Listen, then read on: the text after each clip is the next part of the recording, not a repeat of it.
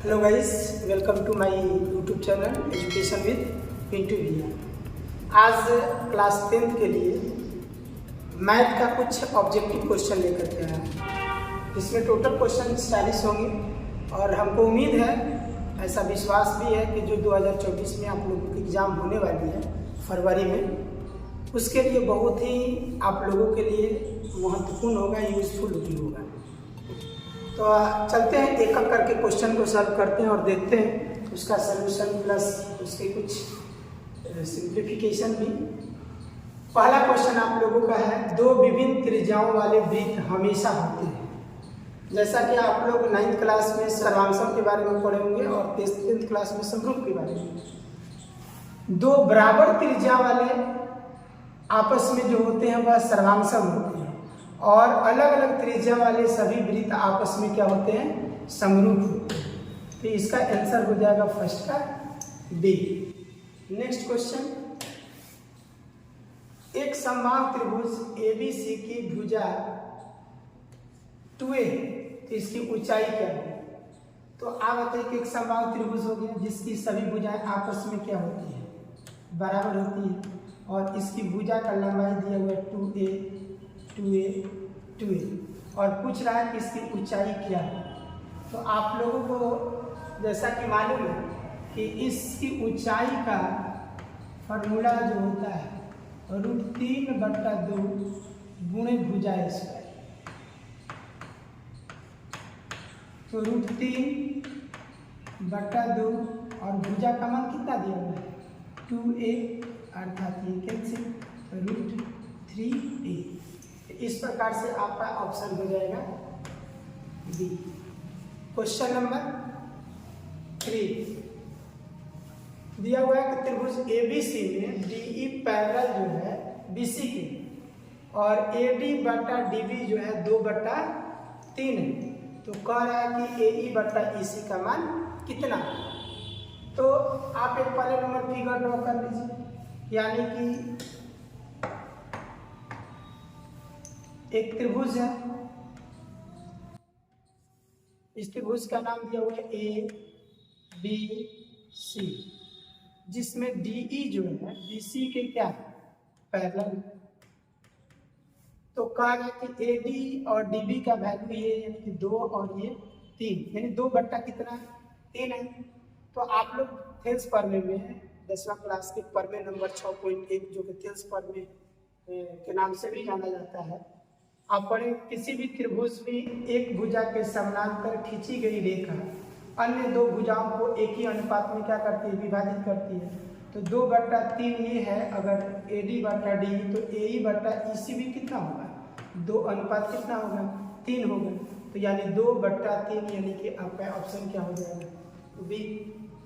अगला क्वेश्चन कह रहा है कि एक त्रिभुज ABC और DEF के समरूप, मैंने कह रहा है कि त्रिभुज ABC समरूप है त्रिभुज DEF के, और आगे कह रहा है कि एक क्षेत्रफल दिया हुआ है किसका, त्रिभुज ABC का क्षेत्रफल जो है 36 सेंटीमीटर स्क्वायर और दूसरे त्रिभुज DEF का जो क्षेत्रफल दिया हुआ है 49 सेंटीमीटर स्क्वायर।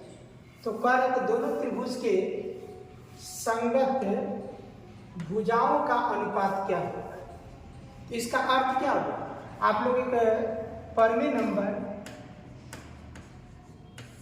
6.6 में समरूप त्रिभुजों के क्षेत्रफल में आप लोग रूल पढ़ेंगे कि यदि दो त्रिभुज आपस में समरूप हो तो इस दोनों समरूप त्रिभुजों के क्षेत्रफल का अनुपात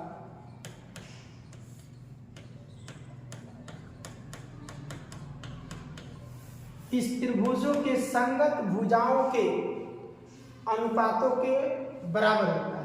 तो यानी कि इसका मान लीजिए कि आप AB/DE लोगे, तो AB/DE उनके संगत भुजाओं के वर्गों के अनुपात के बराबर होता है या अनुपात के वर्ग के बराबर होता है। तो अब आप देखिए कि इसका क्षेत्रफल कितना दिया हुआ है 36 और बटा कितना 49 हो जाएगा। बराबर इधर का रूट स्क्वायर इधर आकर के रूट हो जाएगा, ए बी बट्टा कितना हो जाएगा डी ई, अर्थात संगत भुजा का अनुपात कितना हो जाएगा ए बी अनुपात डी ई। 36 का वर्गमूल क्या हो जाएगा 6 और 49 का वर्गमूल कितना हो जाएगा 7, अर्थात आप लोगों का आंसर क्या हो जाएगा बी 6:7। अगला प्रश्न कह रहा है कि दो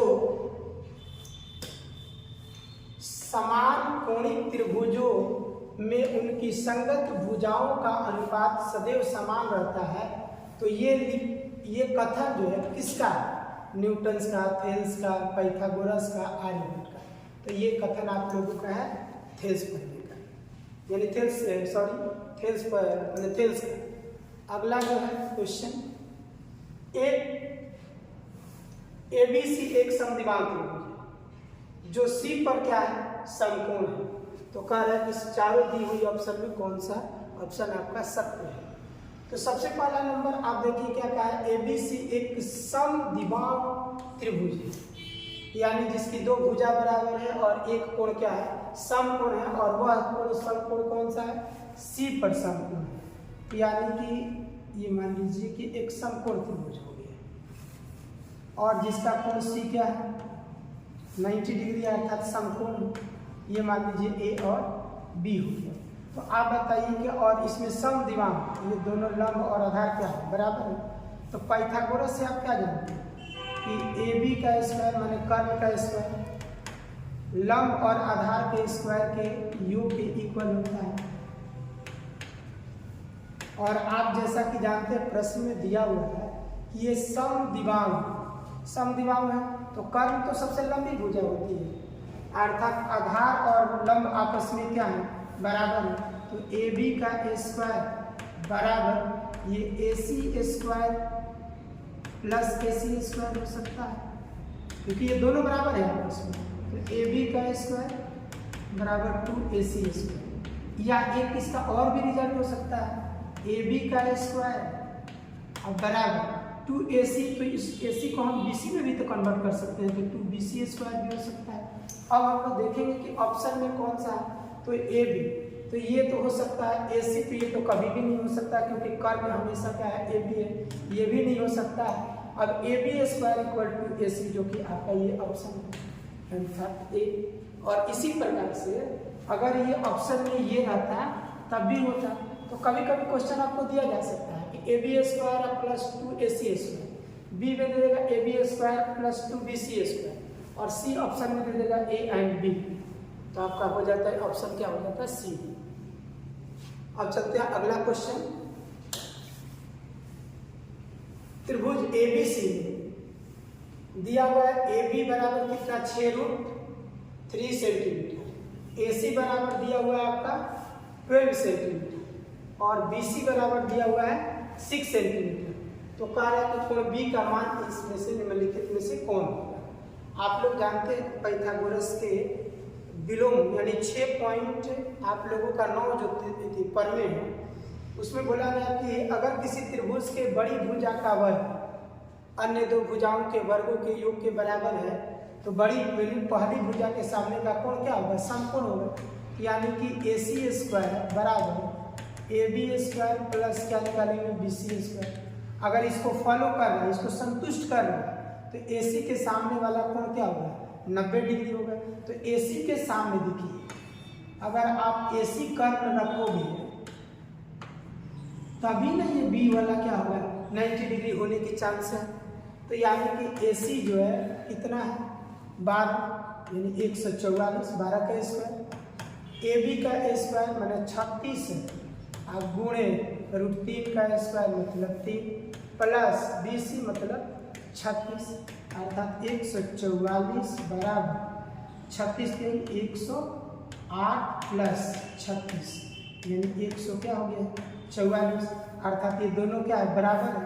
तो यानी कि प्रमेय नंबर 6.9 के अनुसार अर्थात पाइथागोरस प्रमेय के विलोम के अनुसार ए सी के सामने वाला एंगल जो होगा वह क्या होगा 90 डिग्री होगा, अर्थात बी एंगल क्या हो जाएगा मेरा 90 डिग्री, अर्थात आपका ऑप्शन हो जाएगा सी। अगले प्रश्न की ओर कह रहा कि कार्तीय तल में स्थित किसी बिंदु 3-4 की कोटि, जैसा कि आप लोग जानते हैं कि कोटि का मतलब होता है वाई निर्देशांक, अर्थात एक्स अक्ष से दूरी। तो यानी कि इसमें वाई निर्देशांक कितना है -4, इसका तो सिंपल सा आंसर हो जाएगा, यानी कि a -4। अगला क्वेश्चन कह रहा है कि ये किस चतुर्थांश में होगा। तो आप लोग ये बात पहले से जानते हैं कि कार्तीय तल में ये एक्स अक्ष हो गया, ये वाई अक्ष, ये फर्स्ट, ये सेकेंड और ये थर्ड क्वाड्रेंट और ये फोर्थ, जिसमें इसमें होता है plus plus minus plus minus minus और ये होता है प्लस माइनस। अर्थात अब आपको इसका केवल वैल्यू से नहीं देखना है, आपको इसका देखना है साइन क्या है। तो यानी एक्स कोऑर्डिनेट की थी, एक्स निर्देशांक का क्या माइनस और वाई का क्या प्लस, तो यानी माइनस प्लस किस क्वाड्रेंट में, थर्ड में थी, सेकेंड में, तो आपका ऑप्शन हो गया बी। अगला प्रश्न अर्थात इस सेट का 10वां क्वेश्चन, किसी बिंदु की वाई अक्ष से दूरी क्या कहलाती है। जस्ट इसके पीछे वाले क्वेश्चन में हमने बताया था आप लोगों को, एक्स अक्ष से कोई लंबवत दूरी का है तो इसका मतलब वाई कोऑर्डिनेट, यानी कि जिसको हम लोग कोटि कहते हैं। अगर वाई अक्ष से कोई दूरी पूछे इसका मतलब एक्स निर्देशांक, अर्थात उसी को हम लोग बोलते हैं भुज। तो आपका ऑप्शन हो जाएगा यानी कि बी। नेक्स्ट क्वेश्चन, बिंदु -5, 7 और -1, 3 की बीच की दूरी। तो आप लोग जैसा कि जानते हैं कि दूरी का फॉर्मूला क्या होता है, अंडर x1 - x2 का whole square plus y1 - y2 का होल स्क्वायर। तो आपका -5 माइनस और माइनस प्लस 1 का होल स्क्वायर प्लस 7 - 3 का होल स्क्वायर। अब इसको हम लोग क्या करेंगे, हल कर देंगे। तो यानी कि 1 - 5 यानी -4 यानी 16 हो जाएगा, और ये भी कितना हो जाएगा 16। तो ये भी कि क्या हो जाएगा, ये 16 और 16, तो यानी कि 2 × 60 यानी कि 4√2, यानी कि आपका ऑप्शन हो जाएगा सी। अगले क्वेश्चन की ओर चलते हैं। बिंदु सेम क्वेश्चन है, वहाँ क्या था, ये आपको रियल नंबर दिया था और ये त्रिकोणमिति के रूप में ये आपका बिंदु दिया हुआ है, लेकिन फार्मूला तो सेम वही लगेगा। तो दूरी बराबर क्या होता है, √x1 - x2 का होल स्क्वायर। तो a cos थीटा -0 का होल स्क्वायर, यानी कि a cos थीटा का whole square plus 0 - a sin theta, तो a sin थीटा का होल स्क्वायर। अब इसको हल कर दें, a² cos square theta plus a² sin² theta. अब इसमें से हम लोग क्या करेंगे, a² को कॉमन ले लेंगे, तो cos square theta plus sin² theta.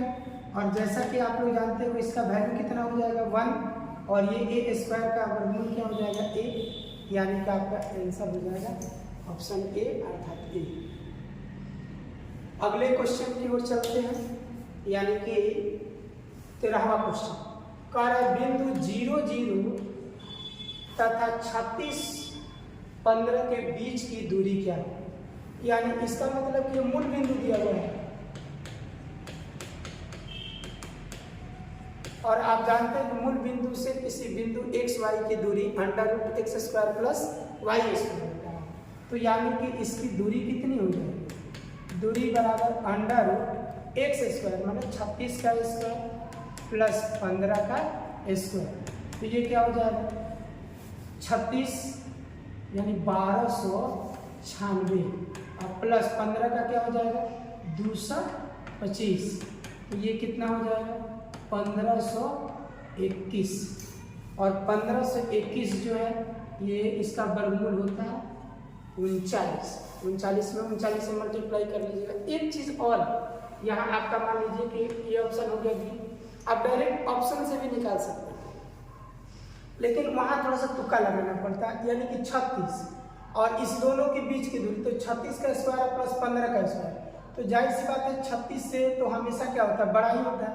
तो ये तो ऑप्शन होने की चांस ही नहीं थी और 15 होने का कोई चांस ही नहीं था। अब हमारे पास 2 ऑप्शन बचता था।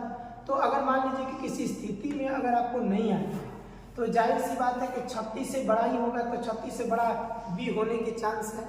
तो इससे बढ़िया है कि लेकिन आप उसको क्या करना है, पूरा बना ही। अगला क्वेश्चन है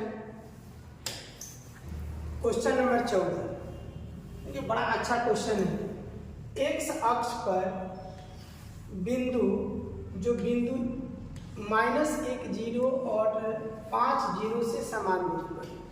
सबसे बढ़िया है कि इसको फिगर के अनुसार बनाएं। आप लोग जैसा कि जानते हैं ये y एक्सिस हो गया और ये x एक्सिस हो गया, और ये दोनों का प्रतिच्छेद बिंदु मूल बिंदु y डैश और x डैश। a यानी कि x अक्ष पर ये पॉइंट हो गया -1 0 और दूसरा पॉइंट हो गया कहीं इधर है b अर्थात 5 0। ये दोनों के दोनों बिंदु x अक्ष पर स्थित है। अब इसमें से कह रहा है कि इसी अक्ष पर वह बिंदु ज्ञात करना है जो जिस बिंदु से इसकी दूरी और इसकी दूरी आपस में क्या है, समान है। तो x अक्ष पर किसी बिंदु का निर्देशांक क्या होता है, x जी। तो इसका अर्थ हुआ कि ये जो x है इस दोनों का क्या है, मध्य बिंदु है। मध्य बिंदु इसका मतलब -1 और +5, यानी x का वैल्यू -1 + 5 बटा कितना 2 अर्थात 4/2 कितना हो गया 2, और ये तो है 0 और +0 बटा 2 अर्थात 0, यानी कि y का वैल्यू कितना हो गया, ये तो डायरेक्ट दिया भी है 0। तो इस बिंदु का निर्देशांक कितना हो गया 2 0। इस प्रकार से आपका ऑप्शन हो जाएगा बी। अर्थात अगला क्वेश्चन चलते हैं।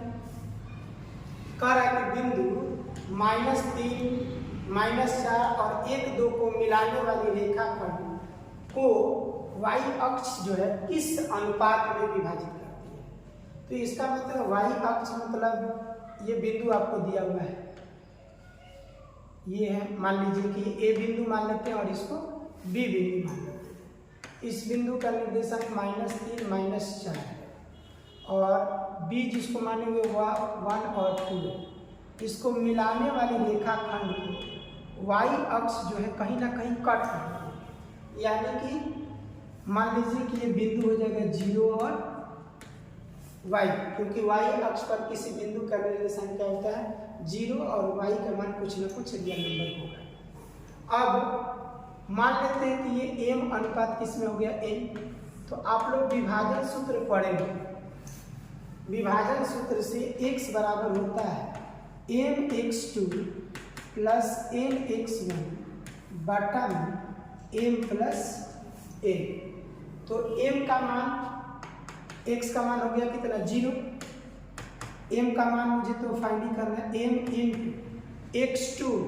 x2 का मतलब 1 + n x1 का मतलब -3 बटा में m + n।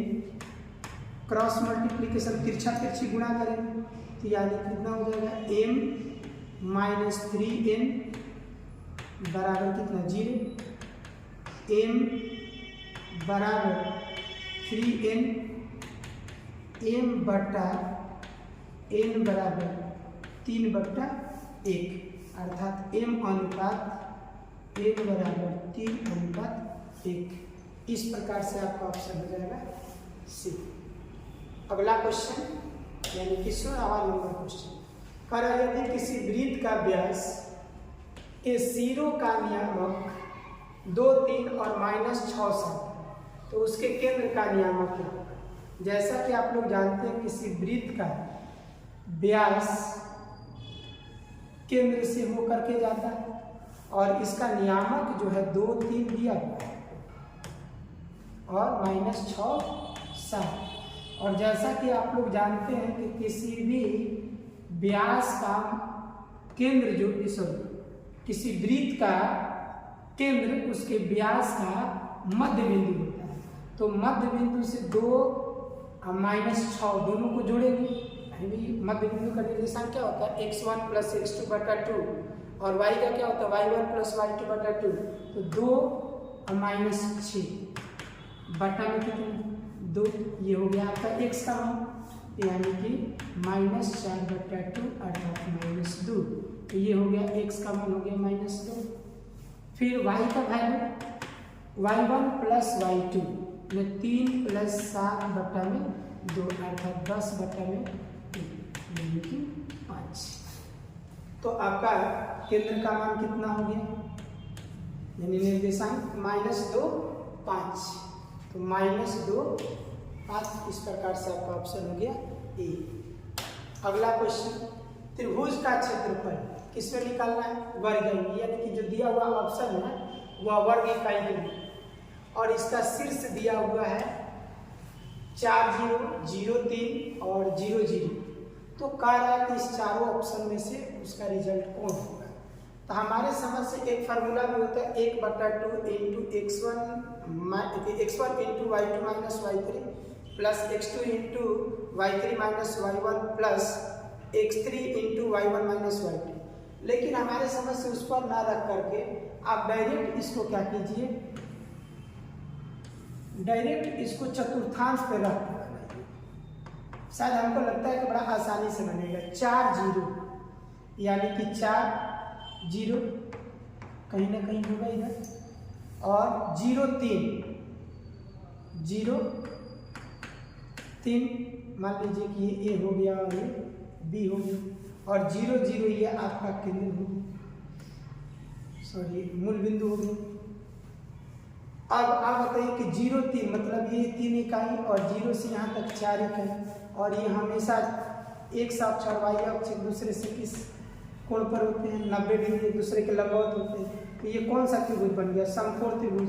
तो 1/2 आधार गुणे शीर्ष में अर्थात ये कट गया 2 3 दूनी का 6 वर्ग इकाई आपका क्या हो जाएगा आंसर।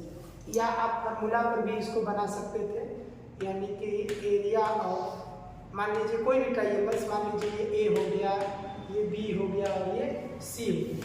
तो ए बी सी बराबर 1/2 × x1 y2 - y3 plus x2 y3 - y1 plus x3 y1 - y2। अब इस फॉर्मूला पर आप इसको बैठा दीजिए, सब कर दीजिए। शायद हमको लगता है कि इसका आंसर आ जाना चाहिए। 1/2 x1 4 × देखिए अगर आपको दिक्कत हो रही तो इसको ऐसे लिख लो x1 y1 x2 y2 x3 y3 4 3 - 0 plus 0 0 - 0 और प्लस 0 ×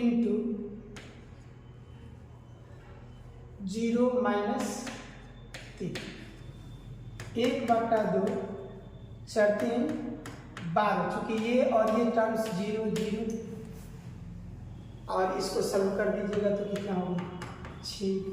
अर्थात इस प्रकार से आपका पुनः आंसर क्या है 6। अगला क्वेश्चन,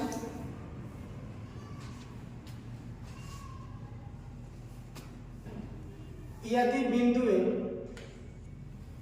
K टू -3 -4 तथा 7 - 5 क्या है संरेख, तो कह रहा है कि K का मान ज्ञात करें। तो आप लोग जैसा कि जानते हैं ये मान लीजिए कि A बराबर हो गया आपका K2, B बराबर हो गया आपका -3 -4, C बराबर हो गया 7 - 5। ये क्या है ये संरेख,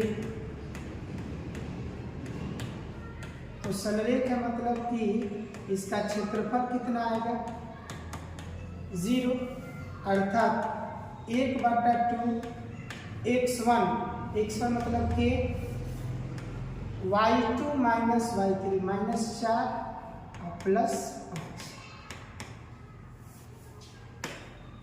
माइनस यहाँ पर -3 -5 -2 x3 मतलब 7 y1 2 + 4 इक्वल कितना हो जाएगा 0। अब इसके बाद सिंप्लीफाई कर देंगे इसको, यानी कि 2 उधर चला गया 0, यानी कि 5 में से 4 गया 1, अर्थात के -5 -2 -7 7 का 21 माइनस प्लस 3 4 और 2 6 7 42 बराबर कितना हो गया 0, क्योंकि ये 2 उधर चला जाएगा। तो ये क्या हो जाएगा आपका k बराबर, ये 42 और 21 जोड़ोगे तो 63 और उधर लेकर के जाओगे तो -63। इस प्रकार से आपका ऑप्शन हो गया सी। अगला क्वेश्चन बहुत ही अच्छा क्वेश्चन है, और सिर्फ इसके पहले लिखवा रहे थे कि ये तीनों बिंदु माने 3 3 h0 और 0 के क्या है संरेख, तो कर 1/h प्लस 1/k का मान निम्नलिखित में कौन है। तो मान लीजिए कि a बराबर हो गया 3, b बराबर हो गया h0 और c बराबर हो गया 0k। और चूंकि ये तीनों बिंदु संरेख हैं तो हम इस बात को लिख सकते हैं x × y2 minus y3 plus x2 y3 minus y1 plus x3 y1 minus y2 बराबर कितना 0, क्योंकि इस तीनों का क्षेत्रफल क्या होगा 0 हो जाएगा। अब आप जैसा कि देखें x1 y1 x2 y2 x3 y3 हो गया। अब क्या करना है, इसका वैल्यू पुट कर देना है, तो x1 मतलब 3 y2 0 minus k plus x2 यानी h k -3 प्लस x3 यानी 0 और 3 माइनस 0 इक्वल कितना 0 -3k प्लस h के -3h और ये तो 0 इक्वल 0। अब क्या करेंगे, इसको सिंप्लीफाई करें, -3k और -3h इसको लेके जा रहे हैं राइट से, तो ये क्या हो जाएगा 3k प्लस 3h बराबर कितना हो जाएगा hk। ये अपने लेफ्ट साइड में ये माइनस वाले को लेकर चले गए राइट साइड, तो हो गया प्लस। अब आप देखिए इस दोनों में दोनों तरफ हम क्या कर रहे हैं hk से डिवाइड कर रहे हैं। hk से डिवाइड करेंगे तो 3/h 3/k बराबर कितना हो जाएगा 1, और दोनों तरफ 3 से डिवाइड करेंगे 1/h प्लस 1/k बराबर 1/3।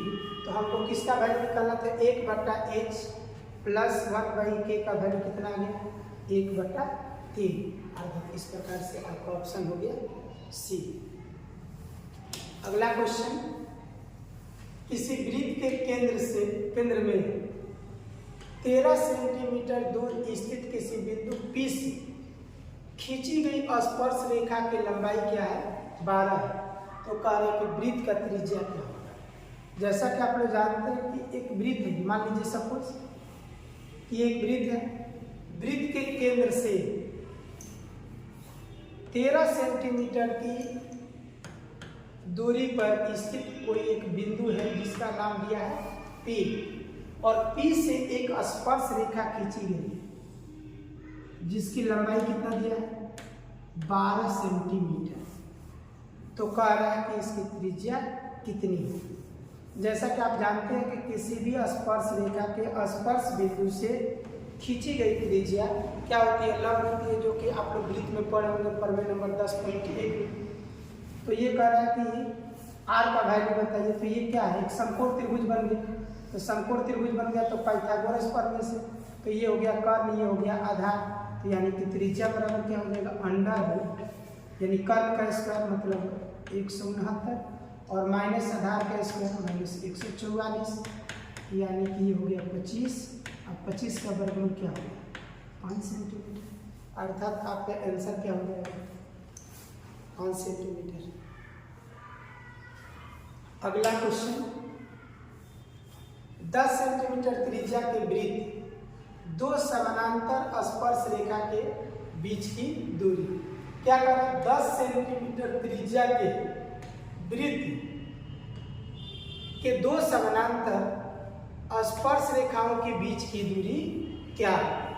कह रहा है कि कोई वृत्त है जिसकी त्रिज्या कितना है, 10 सेंटीमीटर, और कह रहा है कि इस वृत्त पर कोई 2 समानांतर रेखा खींची गई है जो आपस में क्या है, समानांतर। तो आप लोग जानते हैं एक 10वीं क्लास में एक आप 10.2 में एक्सरसाइज में आप लोग इसको प्रमाणित देखिए कि किसी व्यास के दोनों एंड पॉइंट पर खींची जाने वाली स्पर्श रेखा आपस में क्या होती है, समानांतर होती है। तो जब ये दोनों समानांतर रेखा दिया गया और ये त्रिज्या जो है 10 सेंटीमीटर है, 10 सेंटीमीटर है, तो इस पूरे का व्यास का लेंथ कितना हो जाएगा, 20 सेंटीमीटर। यानी कि दोनों समानांतर रेखा के बीच की लंबाई उसके व्यास के क्या होगी, बराबर होगी। अर्थात इस प्रकार से आपका आंसर हो गया बी। अगला क्वेश्चन कह रहा है किसी वृत्त के बाह्य बिंदु P से 2 स्पर्श रेखा PA और PB खींची गई। यदि PA की लंबाई 4 सेंटीमीटर है तो PB की लंबाई होगी। बहुत आसान, आप जानते हैं कि प्रमेय नंबर 10.2 में कि किसी भी वृत्त के बाह्य बिंदु से खींची गई स्पर्श रेखा की लंबाई आपस में क्या होती है, बराबर होती है। मतलब ये और ये क्या होता है, बराबर होता है। तो PA इक्वल क्या हो गया, PB। तो PA का वैल्यू कितना है, 4, तो PB का भी वैल्यू कितना हो जाएगा, 4 सेंटीमीटर। अर्थात आपका ऑप्शन हो गया डी। अगला क्वेश्चन, ये आप लोग का क्वेश्चन था 22, तो ये क्वेश्चन है आपका 23। यदि समानांतर चतुर्भुज की सभी भुजाएं एक वृत्त को स्पर्श करें तो वह समानांतर चतुर्भुज होगा। ये आप लोग 9th क्लास में एक क्वेश्चन में पढ़े थे। किसी भी वृत्त की अगर परिगत कोई समानांतर चतुर्भुज खींचा जाएगा तो वह क्या होती है, समचतुर्भुज। अर्थात आपका ऑप्शन हो गया सी।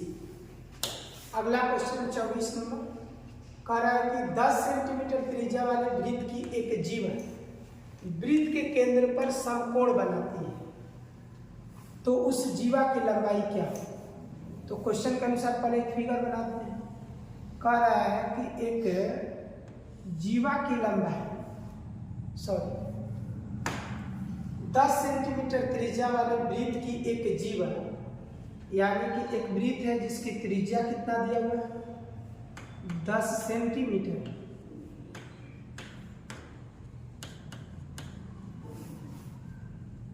और कह रहा है कि इसकी जीवा खींची जा रही है इस प्रकार ताकि ये केंद्र पर कितना डिग्री का कोण बना दे, 90 डिग्री का। तो कह रहा है कि बताइए कि इस जीवा की लंबाई क्या हो। तो आप बताइए कि ये दोनों आपस में क्या है, बराबर है, और ये हो गया 90 डिग्री। तो ये समद्विबाहु समकोण त्रिभुज हो गई, और समद्विबाहु समकोण त्रिभुज का कर्ण कितना होता है, भुजा रूट 2, अर्थात 10 रूट कितना हो जाएगा, 2। इस प्रकार से आपका ऑप्शन क्या होगा, सी। अगला क्वेश्चन, 2 वृत्तों के क्षेत्रफलों का अनुपात 4:1, तो उसके त्रिज्याओं का अनुपात क्या है। मान लीजिए 2 वृत्त, एगो A1 है और एगो A2, इसके क्षेत्रफल का अनुपात जो है 4 बटा क्या है 1 है, यानी 4:1 है। तो आप वृत्त का क्षेत्रफल क्या जानते हैं, पाई और r1 का स्क्वायर बट्टा में दूसरे वृत्त के लिए त्रिज्या हो गया r2, पाई पाई कैंसिल, 4 बट्टा कितना हो गया 1, तो यानी कि r1 बट्टा में r2 बराबर कितना हो जाएगा, यानी कि देखिए ये होल स्क्वायर, इसको भी क्या कर सकते हैं 2/1 का होल स्क्वायर, ये दोनों का स्क्वायर समान, अर्थात r1 अनुपात r2 बराबर 2 अनुपात कितना हो जाएगा 1। इस प्रकार से आपका ऑप्शन क्या हो जाएगा 2:1 मतलब बी। अगला क्वेश्चन, दो वृत्तों की परिधियां का अनुपात 2:3, उनकी त्रिज्या का अनुपात क्या होगा। तो यानी कि वृत्त की परिधि का अनुपात, यानी कि पहला वृत्त मान लीजिए C1 परिधि हो गया, दूसरे वृत्त का परिधि हो गया C2, इसका अनुपात दिया हुआ 2/3। परिधि का सूत्र क्या होता है 2πr, और पहले के लिए r1, दूसरे के लिए 2π और त्रिज्या हो गया r2 बराबर 2/3, ये कैंसिल, तो r1 अनुपात r2 बराबर कितना हो गया 2/3, यानी कि इसका ऑप्शन हो जाएगा आपका 2:3। और आप याद भी रखिए किसी भी वृत्त की परिधि का अनुपात उसके त्रिज्याओं के अनुपात के बराबर होता है। और जब कभी भी अगर मान लीजिए कि त्रिज्या अगर दिया गया हो और क्षेत्रफल का अनुपात पूछे, यानी दो वृत्तों के त्रिज्याओं का अनुपात इतना दिया हुआ क्षेत्रफल का अनुपात, तो उसके वर्ग के बराबर होता है। यानी कि मान लीजिए सपोज कि आपको दिया हुआ r1 अनुपात r2 बराबर 3:4 और इनके क्षेत्रफल का अनुपात पूछ रहा है इन वृत्तों के, तो 9 कितना हो जाएगा 4 हो जाएगा। लेकिन इसी का अगर परिधि का पूछे तो C1 अनुपात C2 बराबर जो त्रिज्या का अनुपात होता है वही उसके परिधि का भी अनुपात होता है। चलते हैं अगले क्वेश्चन की ओर।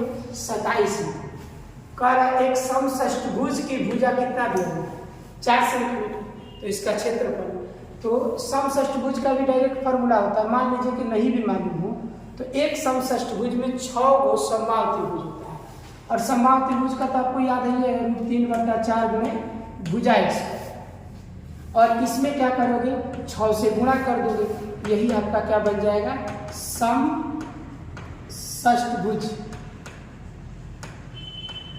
का क्षेत्रफल। तो 2 दूनी का 4, 3 दूनी का 6, यानी कोई व्यक्ति आपसे पूछे कि समषष्ठभुज का क्षेत्रफल निकालने के लिए फॉर्मूला क्या होता है, तो क्या कहोगे √3/2 इंटू भुजा स्क्वायर, और भुजा का वैल्यू कितना दिया हुआ है 3√3/2 गुणे भुजा का मान कितना है 4 गुणे 4, 2 दूनी का 4, 4 दूनी 8 और 24√3 सेंटीमीटर स्क्वायर। आपका ऑप्शन हो गया इस प्रकार से ए। अगला क्वेश्चन, ये तो बहुत ही इजी क्वेश्चन है। वृत्त की सबसे बड़ी जीवा वृत्त का क्या होती है व्यास, अर्थात आपका ऑप्शन हो गया सी। अगला क्वेश्चन, किसी बेलन का वक्र पृष्ठीय क्षेत्रफल 1760 सेंटीमीटर स्क्वायर और इसके आधार की त्रिज्या 14 सेंटीमीटर है, तो कह रहा कि बेलन की ऊंचाई क्या है। तो आप बताइए कि बेलन का वक्र पृष्ठीय क्षेत्रफल माने curve surface area of the cylinder कितना दिया हुआ है 1760 सेंटीमीटर स्क्वायर। तो अब बेलन का वक्र पृष्ठीय क्या होता है 2πRH बराबर 1760। 2 अब पाई का मान जब कुछ नहीं दिया हुआ है तो क्षेत्रमिति में कितना रखते हैं 22/7। आर का मान कितना हो गया 14 सेंटीमीटर, ऊंचाई तो पूछ ही रहा है 1760। अब इसी को क्या करना है सिंप्लीफाई कर देना, 7 दूनी का 14 अर्थात H बराबर 1760 बट्टा में 4 गुणे 22, 2 दूनी का 4। अब क्या करेंगे इसको कटा देंगे, 4 चौक का 16, 4 चौक का 16, 0, 22 दूनी का 44 अर्थात 20 सेंटीमीटर। यानी कि जिस बेलन का पृष्ठीय क्षेत्रफल 1760 है और उसके आधार की त्रिज्या जो 14 सेंटीमीटर, तो उसकी ऊंचाई हो जाएगी कितना, 20 सेंटीमीटर, अर्थात आपका ऑप्शन हो जाएगा सी।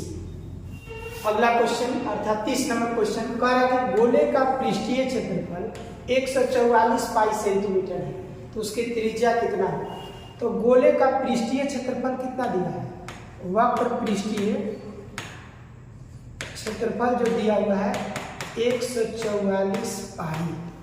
अब गोले का वक्र पृष्ठीय क्षेत्रफल कितना होता है, 4 पाई आर स्क्वायर, यानी 144 पाई। पाई पाई कैंसिल, आर स्क्वायर बराबर 144 बटा में 4 3 12 और 6 चौका 24। आर बराबर कितना हो जाएगा, √36 अर्थात कितना हो जाएगा 6 सेंटीमीटर। इस प्रकार से आपका ऑप्शन हो जाएगा ए। क्वेश्चन नंबर 31, किसी बेलन जिसकी आधार की त्रिज्या कितना दिया हुआ है 80 सेंटीमीटर और ऊंचाई कितना दिया हुआ है 20 सेंटीमीटर, तो संपूर्ण पृष्ठीय क्षेत्रफल और वक्र पृष्ठीय क्षेत्रफल का अनुपात होगा। तो बेलन का संपूर्ण पृष्ठीय क्षेत्रफल अनुपात वक्र पृष्ठीय क्षेत्रफल, तो टोटल सरफेस एरिया कितना होता है बेलन में, 2 pi R into H plus R बटा में वक्र पृष्ठीय क्षेत्रफल बेलन का कितना होता है 2 पाई आर एच। ये तीनों कैंसिल। अब एच का मान कितना दिया हुआ है 20 और आर का मान कितना दिया हुआ है 80 बटा में एच का मान कितना दिया हुआ है 20, यानी 100 बटा 20, 20 × 100, यानी कि 5:1। इस प्रकार से आपका ऑप्शन क्या हो गया डी। अगला क्वेश्चन बहुत ही आसान क्वेश्चन है, कह रहा है एक गोले का व्यास, यानी आपको डी दिया हुआ है कितना 14 सेंटीमीटर, तो त्रिज्या कितना हो जाएगा 7 सेंटीमीटर। तो कह रहा है कि इस गोले का वक्र पृष्ठीय क्षेत्रफल क्या है, तो यानी कि वक्र पृष्ठीय क्षेत्रफल गोला का क्या होता है 4 पाई आर स्क्वायर, तो 4 और पाई का मान कितना 22 बटा 7 और आर का मान 7 × 7 कैंसिल। 7 दूनी का 14, 14 दूनी का 28, 7 चौक का 28 और 22 में मल्टीप्लाई कर देंगे, तो यानी कि 8 दूनी का 16, 2 दूनी का 4, 1 5, फिर क्या हो जाएगा 56 हो जाएगा, जोड़ दोगे 6, 6 5 11, 5 1 6, यानी कि 616 सेंटीमीटर स्क्वायर, अर्थात ऑप्शन क्या हो गया आपका बी। क्वेश्चन नंबर 33, किसी गोले की त्रिज्या 1/3 कर दी जाए तो नए गोले और पहले वाले गोले के आयतन का अनुपात होगा। मान लीजिए कि अगर किसी गोले का पहले त्रिज्या जो है r, तो नया त्रिज्या प्रश्न के अनुसार क्या होगा r/3। तो प्रश्न में क्या बोला, नए गोले की त्रिज्या,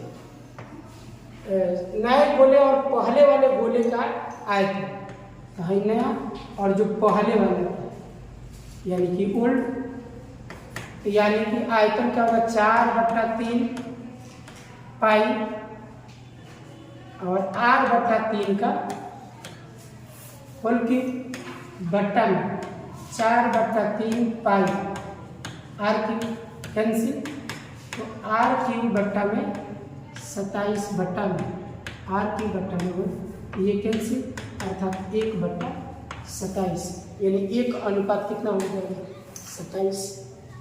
अगला क्वेश्चन, दो बेलनों की त्रिज्याओं का अनुपात 2:3, उनके ऊंचाई का अनुपात 5:3 है, तो उनके आयतनों का अनुपात क्या होगा। मान लीजिए कि पहले बेलन का आयतन हो गया और ये दूसरे बेलन का आयतन। पहले बेलन का आयतन हो जाएगा पाई r1 स्क्वायर h1 बट्टा में पाई r2 square h2, pi cancel, और ये हो गया r1 बट्टा r2 का होल स्क्वायर इंटू h1 बट्टा h2। और आपको ऑलरेडी पहले से त्रिज्या का अनुपात दिया हुआ है 2/3 का स्क्वायर इंटू ऊंचाई का दिया हुआ है 5/3, तो 2 का 4 बट्टा 3 का 9 गुणा 5/3, 5 का 20 बट्टा में 27, यानी कि 20:27, अर्थात ऑप्शन हो गया आपका बी। अगला क्वेश्चन,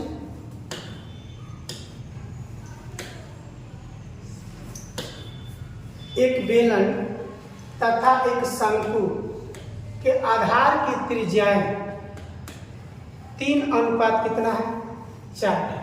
कह एक बेलन है और एक शंकु है जिसके त्रिज्या का अनुपात कितना दिया हुआ है 3:4, यानी r1:r2, यानी कि ये हो गया बेलन के लिए और ये हो गया शंकु के लिए। कितना दिया हुआ है 3:4। उनके ऊंचाई का अनुपात जो दिया हुआ है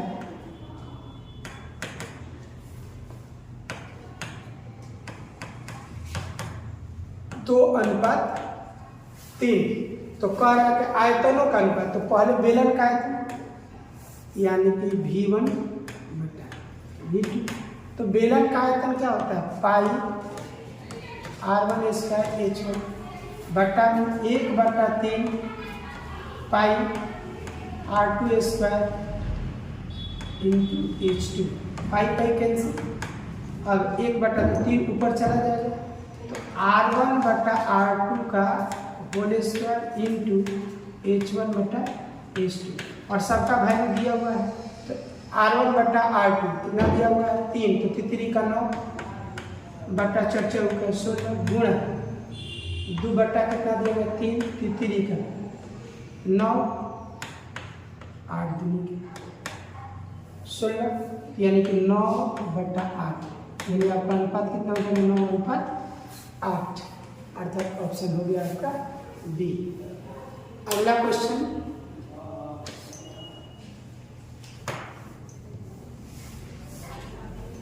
दो बेलनों की त्रिज्याओं का अनुपात 1:2 है, उसके ऊंचाई का अनुपात 5:3। सेम क्वेश्चन है लेकिन वहाँ शंकु और बेलन, और यहाँ दोनों के दोनों क्या है बेलन। तो बेलनों के त्रिज्याओं का अनुपात जो दिया हुआ है कितना दिया हुआ है 1:2, और उनके ऊंचाइयों का अनुपात जो दिया हुआ है कितना हो जाएगा 5:3। तो आयतनों का अनुपात क्या हो जाएगा, पाई कैंसिल हो जाएगा, तो r1/r2 का होल स्क्वायर इंटू h1/h2, क्योंकि पाई कैंसिल, r1 का स्क्वायर इंटू h1 बट्टा में r2 का square into h2, pi cancel कर दिए तो r1/r2 का होल स्क्वायर इंटू h1/h2। अब इसका वैल्यू रख देंगे, तो 1 बट्टा कितना हो जाएगा 2 दूनी का 4 इंटू h1/h2 कितना दिया हुआ है 5/3। अब इसको सिंप्लीफाई कर देंगे 5/12, यानी आपका अनुपात आयतनों का अनुपात कितना हो जाएगा 5:12, यानी आपका ऑप्शन हो गया सी। अगला क्वेश्चन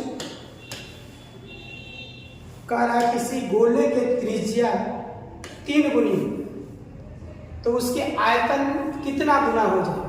तो यदि अगर त्रिज्या अगर 3 गुनी बढ़ेगी तो आयतन जो है उसका क्यूब मैंने 3 गुना बढ़ रही है, तो ये कितना हो जाएगा 3 यानी कि तितरी आयतन कितना गुना बढ़ जाएगा, भी जो बढ़ेगा तितरी का 27, यानी कि ये ऑप्शन आपका हो जाएगा डी। अगला क्वेश्चन कह रहा है कि एक गुब्बारे की ऊंचाई क्या है जिसके धागे की लंबाई 100 मीटर है और उसका उन्नयन कोण कितना दिया हुआ है 30 डिग्री। एक गुब्बारे की ऊंचाई, मान लीजिए कि एक गुब्बारा है, इसकी ऊंचाई पूछ रहा है जबकि ये धागा से बांध करके उड़ रहा है, जिस धागे का उन्नयन कोण कितना दिया हुआ है 30 डिग्री, जबकि धागे की लंबाई कितना दिया हुआ है 100 मीटर। तो कह रहा है कि इस धागे की, इस गुब्बारे की ऊंचाई क्या है। तो उन्नयन कोण दिया हुआ 30 डिग्री, हमको लंब पूछ रहा है, कर्व दिया हुआ, तो साइन थीटा लगाएंगे। तो साइन 30 डिग्री बराबर h बटा कितना हो जाएगा 100, और साइन 30 का मान कितना हो जाएगा 1/2, अर्थात h बटा 100 कट गया 50, अर्थात h बराबर कितना हो 50 मीटर में था, तो मीटर, अर्थात आपके गुब्बारे की ऊंचाई हो जाएगी 50 मीटर, अर्थात ऑप्शन हो गया ए। और आपके इस सेट का सेकेंड लास्ट क्वेश्चन, यदि एक उदग्र खंभे की छाया की लंबाई √3 गुनी, तो यानी कि खंभे के छाया की लंबाई जो है वह कितनी है √3 गुनी है, यानी कि ये हो गया खंभा हो गया उदग्र, और इसकी ये क्या हो गई छाया। तो यानी कि अगर मान लीजिए कि ये आपका खंभा की लंबाई अगर x, तो इसके छाया की लंबाई कितना हो जाएगा x√3। तो कह रहा है कि सूर्य का उन्नयन कोण कितना होगा, यानी ये कोण पूछ रहा है। तो यानी कि आप कितना लिखोगे, तो उन्नयन कोण यानी कि ये मान लीजिए थीटा हो गया, तो tan थीटा बराबर लंब x बटा मैंने लंब बटा आधार x बटा √3, ये x कैंसिल, तो 1 बटा कितना होगा 3। तो tan में कितने डिग्री का मान 1/√3 होता है, अर्थात 30 डिग्री। इस प्रकार से आपका ऑप्शन हो जाएगा बी। नेक्स्ट क्वेश्चन, और आपका इस सेट का सबसे लास्ट क्वेश्चन कह रहा है कि 100 मीटर ऊंचे टावर को जमीन से 100 मीटर दूर से देखने पर उन्नयन कोण का मान क्या होगा। 100√3 मीटर ऊंचे टावर, एक टावर हो गया जिसकी ऊंचाई हो गई 100√3 मीटर। एक जमीन से 100 मीटर, मैंने इस टावर को 100 मीटर दूर से देखने पर इसका उन्नयन कोण कितना, तो यानी कि यहाँ भी फिर आपको हाइट दिया हुआ है, बेस दिया हुआ है, उन्नयन कोण पूछ रहा है। तो tan थीटा बराबर लंब यानी कि 100√3 बटा में 100 कैंसिल, तो tan थीटा बराबर कितना हो गया √3, और थीटा tan में √3 कितने डिग्री का मान 60 डिग्री का। इस प्रकार से आप लोगों का ऑप्शन हो गया ए, यानी 60 डिग्री। इस प्रकार से आप लोग का 40 क्वेश्चन जो कि फरवरी में होने वाले एग्ज़ाम के लिए हमको लगता है कि जहाँ तक उम्मीद है कि बहुत ही इम्पोर्टेंट क्वेश्चन है। धन्यवाद।